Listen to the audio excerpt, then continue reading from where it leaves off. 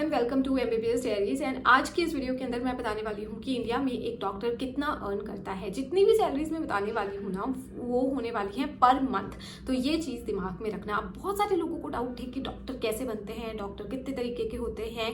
मैं अभी एमबीबीएस की है मैंने, एंड अभी से मुझसे लोग पूछते हैं आप किस चीज़ के डॉक्टर हो। सो डेफिनेटली बहुत सारे डाउट्स, बहुत सारे मिथ्स जो हैं वो सर्कुलेट हो रही हैं। एंड इसी मिस इन्फॉर्मेशन को ख़त्म करने, आप लोगों के डाउट्स को क्लियर करने के लिए मैं ये एक वीडियो लेके आई हूँ। सो एंड तक देखना एंड आपके सारे डाउट्स जो हैं वो क्लियर हो जाएंगे। इंडिया में अगर आपको एक डॉक्टर बनना है, ठीक है, एमबीबीएस डॉक्टर बनने की यहाँ पे मैं बात करने वाली हूँ। और बहुत सारे डॉक्टर्स होते हैं जिनके नाम के आगे डेफिनेटली डॉक्टर लगता है, जैसे कि आयुर्वेद डॉक्टर्स होते हैं, डेंटल डॉक्टर्स होते हैं जो बीडीएस करते हैं, उसके बाद फिजियोथेरेपिस्ट होते हैं, उनके नाम के आगे भी डॉक्टर लगा होता है। एंड अगर आपने बीएससी, एमएससी एंड पीएचडी की है तो भी आपके नाम के आगे डॉक्टर लगता है। लेकिन मैं उन सब चीज़ों के बारे में बात नहीं करूंगी, मैं बात करने वाली हूँ सिर्फ एमबीबीएस डॉक्टर के बारे में, ठीक है। सो इंडिया में अगर आपको एक डॉक्टर बनना है तो आपको सबसे पहले नीट यूजी एग्जाम देना पड़ेगा, national eligibility cum entrance test. और ये ऑल इंडिया लेवल पे एक ही एग्जाम होता है, नीट यूजी, ठीक है। यूजी का मतलब है अंडर ग्रेजुएशन। तो 12th के बाद हम बीएससी करते हैं, वो भी एक अंडर ग्रेजुएशन है। तो इसी तरीके से एमबीबीएस का जो कोर्स होता है वो एक तरीके से अंडर ग्रेजुएशन के अंदर आता है, ठीक है। तो आप नीट यूजी देते हो, आप एग्जाम को फाइट करते हो, डिफरेंट कट ऑफ्स होती हैं, कैटेगरी के अकॉर्डिंग होती हैं, स्टेट वाइज कट ऑफ जाती हैं, फिर आपको एक मेडिकल कॉलेज में सीट मिल जाती है। अब जैसे ही आपको एक मेडिकल कॉलेज में सीट मिलती है, आप करते हो एमबीबीएस। 4.5 साल की एमबीबीएस होगी, ठीक है। First year, second year, third year में पार्ट 1 एंड पार्ट 2 होता है।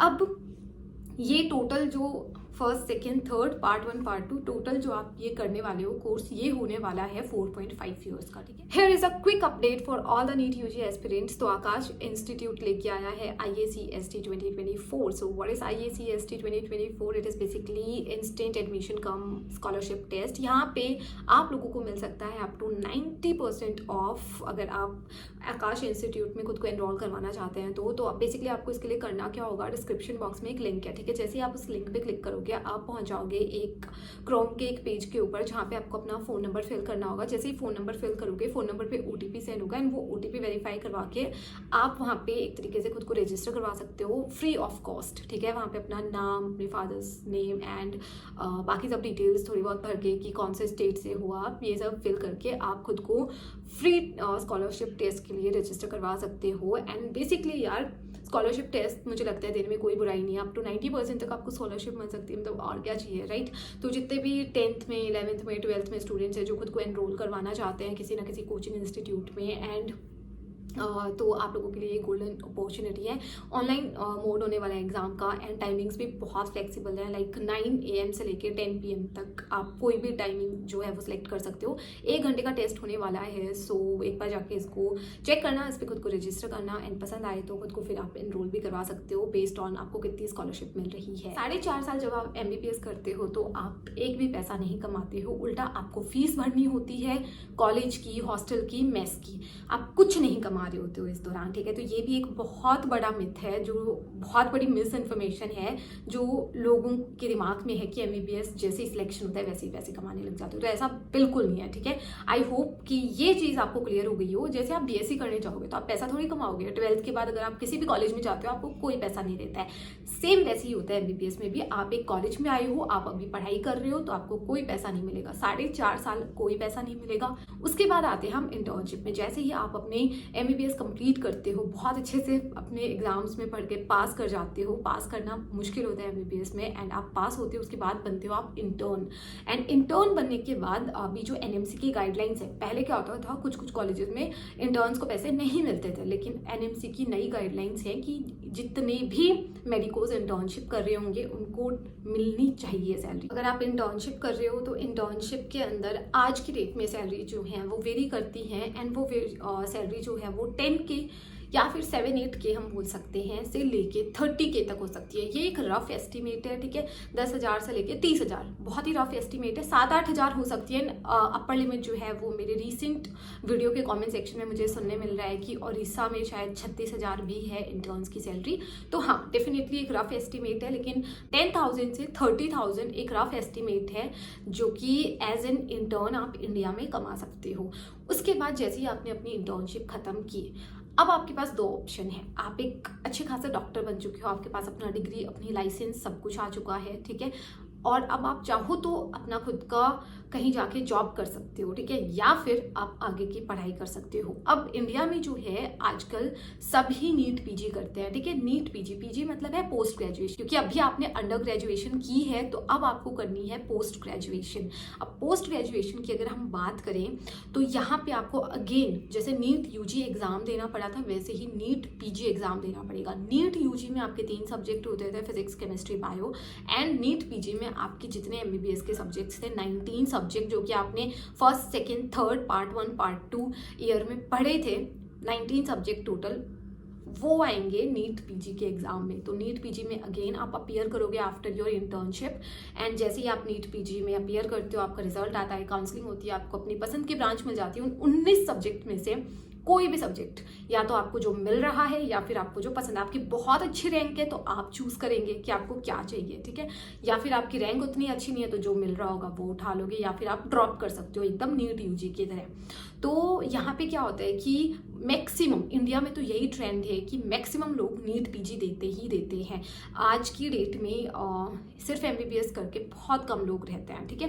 लेकिन अगर आप एमबीबीएस करके रहते हो एज अ मेडिकल ऑफिसर किसी भी हॉस्पिटल में ज्वाइन करते हो तो सैलरीज जो है वो वेरी करती हैं स्टेट टू स्टेट। राजस्थान जैसे शहर में 50-60 हज़ार सैलरी हो सकती है पर मंथ, ठीक है। वहीं दिल्ली जैसे शहर में एज अ मेडिकल ऑफिसर अगर आप ज्वाइन करते हो तो यहाँ पे 1 लाख से ऊपर स्टार्टिंग सैलरी होती है। स्टेट टू स्टेट वेरी करती है। दिल्ली में सैलरीज जो होती हैं वो हाई होती है, ठीक है। इवन जो इंटर्न्स का स्टाइपेंड है या फिर पोस्ट ग्रेजुएशन आप करते हो तब जो स्टाइपेंड मिलता है वो भी दिल्ली में एक तरीके से मैक्सिमम है अगर हम इंडिया के बाकी स्टेट से कंपेयर करें तो आपको आई होप साइड में ये चार्ट भी दिख रहा होगा ताकि आपको चीज़ें जो है क्लियर रहें, कंफ्यूज ना हो किसी भी स्टेप पे आप। अभी तक हमने क्या किया, इंटर्नशिप खत्म की। अब या तो आपने एज अ एमओ ज्वाइन कर लिया मेडिकल ऑफिसर किसी भी स्टेट में, अपने खुद के स्टेट में या कहीं पे भी, ठीक है। तो आपकी सैलरी जो है राजस्थान जैसे स्टेट में 50-60 हज़ार पर मंथ हो सकती है, एंड दिल्ली जैसे शहर में आपकी 1 लाख से ऊपर सैलरी हो सकती है। स्टार्टिंग सैलरी ही 1 लाख से ऊपर हो सकती है। अब आते हैं हम, जो कि मेजॉरिटी जो स्टूडेंट्स होते हैं वो नीट पीजी में अपीयर करते हैं। मेरा भी यही सपना है कि मैं नीट पीजी, तो आप नीट पीजी का एग्जाम देते हो। नीट पीजी का एग्जाम देने के बाद अगेन ऑप्शंस होता है like MD and MS branches होती है, ठीक है। तो यार कुछ ब्रांचेस होती है जैसे डर्मा या ऑब्सकाइनी। ऑब्सकाइनी मेरी पर्सनल फेवरेट है। ऑब्सकाइनी में मुझे खुद को पीजी करनी है, तो ऑब्सकाइनी में बस यही एंड है, ठीक है। आपने पीजी करी, 3 साल की होती है पीजी, एंड ड्यूरिंग पीजी आप एक डॉक्टर हो, ठीक है। आप कोई स्टूडेंट नहीं हो। डेफिनेटली आप स्टूडेंट हो क्योंकि आप हर दिन सीख रहे होते हो, लेकिन वैसे आप एक डॉक्टर की तरह ड्यूटीज़ कर रहे होते हो, एंड बीच बीच में कभी कभी आपके लेक्चर्स हो जाएंगे या बीच बीच में आपको अपनी थीसिस वगैरह पे काम करना पड़ेगा। अदर देन दैट आप एक प्रॉपर जॉब कर रहे होगे, बस एक पर्टिकुलर डिपार्टमेंट में जॉब कर रहे होगे। जैसे अगर मैंने पीजी करी है ऑब्सकाइनी में, मैं पीजी कर रही हूँ, 3 साल की मुझे करनी है, तो एक मेरा हॉस्पिटल होगा जिसमें मुझे सीट मिलेगी, ठीक है, पीजी की, एंड उसमें ये डिपार्टमेंट है जो कि मेरा फेवरेट ऑब्सकाइनी डिपार्टमेंट है। तो मैं वहाँ उस डिपार्टमेंट में डेली जाऊँगी एंड मेरी ड्यूटीज़ जैसे भी लगेंगी मैं अपनी ड्यूटीज़ करूँगी, ठीक है। एंड उसी दौरान बहुत कुछ हम उस डिपार्टमेंट के बारे में, बहुत सारे डिजीज़ के बारे में, या फिर पर्टिकुलरली आप उस सब्जेक्ट के ऊपर स्पेशलाइजेशन कर रहे होते हो। पोस्ट ग्रेजुएशन का मतलब ही होता है स्पेशलाइजेशन, क्योंकि एक पर्टिकुलर सब्जेक्ट, एग्जांपल ऑब्सकाइनी का ले रही हूँ क्योंकि मुझे उसमें करनी है पीजी। बाकी जितने भी सब्जेक्ट्स हैं प्रोसेस सब में सेम रहेगा। मैंने नीट पीजी दिया एंड काउंसलिंग हुई, मुझे ऑब्सकाइनी की सीट मिल गई, ठीक है। डिपेंड करता है कि आप कट ऑफ्स के अकॉर्डिंग आपको कौन सी हॉस्पिटल में अपनी पसंद की वो सीट मिल रही है। तो अब मुझे वो सीट मिल गई एंड अब मुझे 3 साल मतलब अपनी ड्यूटीज़ के अकॉर्डिंग, वो डेली हो सकती है, 24 आवर ड्यूटी हो सकती है, 36 आवर्स ड्यूटी हो सकती है, मुझे बस जाना है एंड उस डिपार्टमेंट में जाना है। मेरे ऊपर डेफिनेटली मेरे सीनियर्स रहेंगे जो मेरी एक थीसिस हमें प्रिपेयर करनी होती है इस 3 साल के दौरान, ठीक है, किसी एक टॉपिक के ऊपर। तो जो मेरे सीनियर्स होंगे उनमें से मेरा कोई मेंटर रहेगा जो मुझे गाइड करेंगे थीसिस बनाने में। साथ ही साथ डेली आप ओपीडीज अटेंड करोगे, पेशेंट्स देखोगे, ऑपरेशन करने सीखोगे, एंड जितना भी ऑब्सकाइनी एक ब्रांच है उसके अंदर जितना कुछ भी एक डॉक्टर को सीखना सीखना होता है, राइट, जैसे सी सेक्शन करना या फिर मतलब जो भी एक स्पेशलिस्ट ही कर सकता है। फॉर एग्जांपल अगर आपको सी सेक्शन करना है, you need obstetrician and gynaecologist, ठीक है। अगर आपको हिस्टेरेक्टमी करनी है तो देयर आर वेरियस ऑपरेशंस, ठीक है, वो सब सीखेंगे हम। बहुत सारी डिजीजेज होती हैं, उन सब के बारे में सीखेंगे। 3 साल के अंदर सिर्फ आप एक सब्जेक्ट को सीख रहे हो, एक सब्जेक्ट को पढ़ रहे हो, तो उसके अंदर आप बेसिकली स्पेशलाइजेशन कर रहे हो, जिसको हम पोस्ट ग्रेजुएशन बोलते हैं, जो कि 3 साल की होती है। And during this time period आप एक डॉक्टर हो, आप अपनी ड्यूटीज़ कर रहे हो एंड साथ ही साथ आपकी स्पेशलाइजेशन भी हो रही है। और आपको जो सैलरी मिलती है वो अगेन वेरी करती है स्टेट टू स्टेट। मैंने थोड़ा सा कुछ वीडियोस देखी तो मुझे पता चला कि मुझे लगता था कि पीजी जब हम करते हैं तो सबका स्टाइपेंड अराउंड 80-90 हज़ार होता ही होगा, लेकिन ऐसा नहीं है।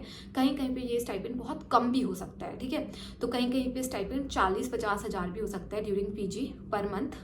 वहीं पे दिल्ली में अगेन 1 से सवा लाख होता है स्टाइपेंड पीजी के दौरान, ठीक है। तो इस 3 साल के दौरान आप 40 हज़ार 50 हज़ार से लेके भी, एंड दिल्ली की अगर मैं बात करूँ तो 1 सवा लाख तक आपको स्टाइपेंड मिल सकता है पर मंथ। तो इस 3 साल आपकी सैलरी ये रहने वाली है। बाकी मेडिकल ऑफिसर अगर किसी ने बनने का चूज़ किया है तो वो मैं पहले ही आपको बता चुकी हूँ। अब अगर जैसे मैं हूँ, जैसे मैंने ऑब्स एंड गायनी सब्जेक्ट लिया है, तो मैंने ऑब्स एंड गायनी में स्पेशलाइजेशन कर लिया एंड उसके आगे मुझे कुछ नहीं करना है, उसके आगे पढ़ाई है ही नहीं। तो उसके आगे मेरे पास 2 ऑप्शन है, या तो मैं खुद का क्लिनिक जो है वो सेटअप कर लूँ, या फिर मैं किसी भी जाके हॉस्पिटल में जॉब कर लूँ। अब मैं किसी भी हॉस्पिटल में जॉब करूँगी क्योंकि मैं एक फ्रेश पोस्ट ग्रेजुएट हूँ, तो स्टार्टिंग सैलरी जो है वो 1 सवा लाख 1.5 लाख तक होगी, ठीक है। खुद की क्लिनिक में डेफिनेटली डिपेंड करता है, आप धीरे धीरे उसको ग्रो करोगे, धीरे धीरे आपका नाम होगा एंड धीरे धीरे आपकी अर्निंग जो है वो बढ़ेगी। तो उसके अंदर बहुत वेरी कर सकता है जो पैसा है वो, धीरे धीरे आपकी सैलरी जो है वो बढ़ेंगी जैसे जैसे आपका एक्सपीरियंस बढ़ेगा। क्लिनिक से आप कितना भी कमा सकते हो वो डेफिनेटली टाइम के साथ इंक्रीज होगा एंड वेरी करता है अमाउंट जो है।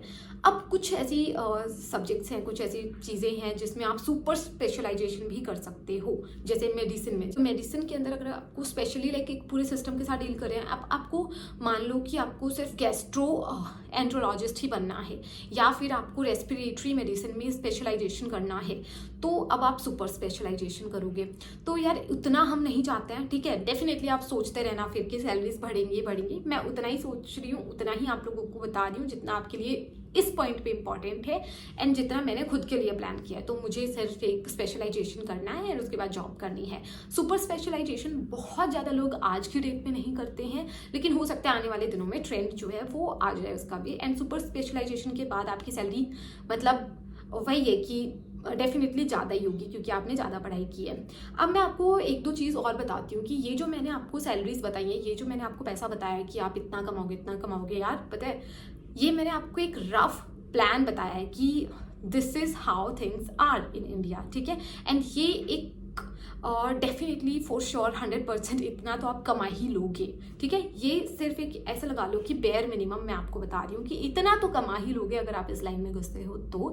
बाकी अगर मैं हूँ और मैंने MBBS किया है, वहीं मेरा एक फेलो बैचमेट है जिसने मेरे साथ MBBS किया है, तो ऐसा हो सकता है कि मैं 1 लाख पर मंथ कमा रही हूँ एंड वो 10 लाख पर मंथ कमा रहे हैं। तो वो डेफिनेटली आप किस डायरेक्शन में जा रहे हो, आप कितने एग्रेसिवली चीज़ों को कर रहे हो। जैसे एक छोटा सा एग्जांपल देती हूँ कि मैं यूट्यूब कर रही हूँ, राइट। इसके साथ साथ अगर मैंने कोई कोचिंग में पढ़ाना भी स्टार्ट कर दिया है आफ्टर माई MBBS, लाइक आजकल ऑनलाइन कोचिंग हो गई हैं, तो अगर मुझे उतनी नॉलेज है, मेरे अंदर वो स्किल है कि मैं बहुत अच्छे से पढ़ा सकती हूँ, तो यार ऑनलाइन कोचिंग में आप 1-2 घंटे पढ़ाओ एंड वहाँ पे भी आपको अच्छा पैसा मिल जाता है, ठीक है।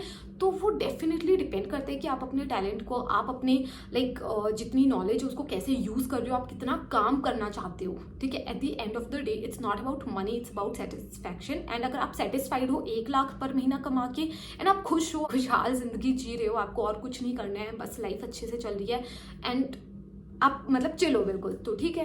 वहीं पे अगर मुझे यूट्यूब भी करना है, मुझे अगर एंड इन फ्यूचर डेफिनेटली मैं यूट्यूब से भी पैसा कमाऊंगी, राइट। आज मैं इस पे काम कर रही हूँ, तो कहीं ना कहीं मुझे ये यकीन है कि आज नहीं तो कल ये ग्रो करेगा, मैं यहाँ से भी अच्छी इनकम जनरेट करना चाहूँगी। उसके बाद मैं चाहूँगी कि अगर किसी कोचिंग में मुझे पढ़ाने का मौका मिलता है एंड मेरे अंदर वो स्किल है कि मैं पढ़ा सकती हूँ, तो मैं वहाँ पर भी 1-2 घंटे पढ़ा सकती हूँ। उसके अलावा मैं हो सकता है क्लिनिक भी खोल लूँ, मैं हॉस्पिटल में भी चली जाऊँ। तो यार अगर आप लाइक 24 आवर्स में से आप मैक्सिमम टाइम अपना प्रोडक्टिव रख के ज़्यादा से ज़्यादा काम करके ज़्यादा पैसा कमाना चाहते हो, डेफिनेटली कमा सकते हो। In the end it's up to you कि आप कितना कमाना चाहते हो। हाँ, MBBS आपको एक पावर देता है, आपको नॉलेज देता है, आपको उतना कॉन्फिडेंस देता है कि आप मल्टीपल चीज़ों में काम करके and multiple sources of income जो है वो जनरेट कर सकते हो खुद के लिए। एंड आप अब मैं आपको यहाँ पे एक छोटा सा छोटी सी मैं आपको एक चीज़ बताती हूँ कि रिसेंटली मेरी पोस्टिंग चल रही है नजफगढ़ PHC में। तो PHCs में क्या होते हैं, MBBS करके डॉक्टर्स बैठे होते हैं, ठीक है। वहाँ पे किसी ने स्पेशलाइजेशन या सुपर स्पेशलाइजेशन नहीं की होती है, डेफिनेटली वो डॉक्टर्स भी विजिट करते हैं टाइम टू टाइम, लेकिन MBBS किए हुए होते हैं मैक्सिमम डॉक्टर्स जो होते हैं। अब एक सर से मेरी बात हुई एंड मैंने बोला सर कि मतलब हमें भी थोड़ा गाइड कीजिए कि आप MO बने हो तो कैसे लाइफ कैसी है, अगर इन फ्यूचर हम चाहें कि हम सिर्फ MO बन के बैठे एंड स्पेशलाइजेशन ना करें। तो सर ने बहुत अच्छी चीज़ कही कि it is all about satisfaction. देखो, सर ने बोला कि स्टार्टिंग सैलरी जब हम एज ए MO ज्वाइन करते हैं दिल्ली में तो 1 लाख से ऊपर होती है एंड फिर वो बढ़ती जाती है ना। सर ने बोला कि सर ने एग्जैक्ट अमाउंट नहीं बताया वो कितना अर्न कर रहे हैं, बट हाँ डेफिनेटली अच्छा ही अर्न कर रहे होंगे क्योंकि उनको काफ़ी साल का एक्सपीरियंस भी हो चुका है। तो उन्होंने बोला कि मेरे कुछ फ्रेंड्स हैं दिल्ली में ही जो 10 लाख पर मंथ कमा रहे हैं, वहीं पे कुछ मेरे बैचमेट्स हैं जो फॉरेन में जाके सेटल हो गए हैं एंड बहुत ही ज़्यादा कमा रहे हैं, लाइक अगर साल की बात करें तो करोड़्स में कमा रहे हैं। तो सर ने बोला कि आपको कितना सेटिस्फेक्शन है, आप कितना खुश है अपनी जॉब से, उस पर डिपेंड करता है। बाकी अपर लिमिट कुछ नहीं है पैसा कमाने की, ठीक है। जितना एग्रेसिवली आप काम करोगे, जितना एग्रेसिवली आप चीज़ों को यहाँ पे कोई एंड नहीं है, बट मिनिमम हाँ ये जरूर है कि आप कमा नहीं रहे होगे, आप घर पे बैठे होगे, ऐसा बिल्कुल भी नहीं है। सिर्फ MBBS कर लो, चाहे स्पेशलाइजेशन कर लो एंड उसके ऊपर करोगे तो ज़्यादा ही कमाओगे, कम तो नहीं कमाओगे। तो आप कभी भी फ्री नहीं बैठोगे, ऐसा कभी नहीं होगा कि आपको जॉब नहीं मिल रही है, ठीक है। बाकी जो चीज़ें होती हैं वहाँ पे फिर भी थोड़ी मुझे लगता है कि जॉब्स कम हैं एंड लोग बहुत ज़्यादा हैं, लेकिन MBBS एक ऐसा फील्ड है जहाँ पे मैंने ऐसा कभी सुना नहीं है कि MBBS करके कोई घर बैठा है। सो येस, उतना जॉब सिक्योरिटी आपको मिल जाती है। अपर लिमिट आप चाहो जितनी बना सकते हो और मैंने आपको एक रफ रेंज बताई है। तो लेट मी नो कि आपको ये वीडियो कैसा लगा, इन्फॉर्मेटिव लगा, आपको थोड़ा मोटिवेशन भी मिला होगा ये वीडियो देख के। तो please let me know in the comment section below and ऐसे और वीडियोज चाहिए होना तो उसके लिए भी इस चैनल को सब्सक्राइब करना एंड इस वीडियो पे अच्छे कमेंट्स करना, अपने जो आइडियाज़ हैं बाकी और किस किस टॉपिक पे वीडियोज चाहिए वो बताना। तो मैं आप लोगों के लिए और वीडियोज़ लेके आऊँगी and till then bye bye, take care.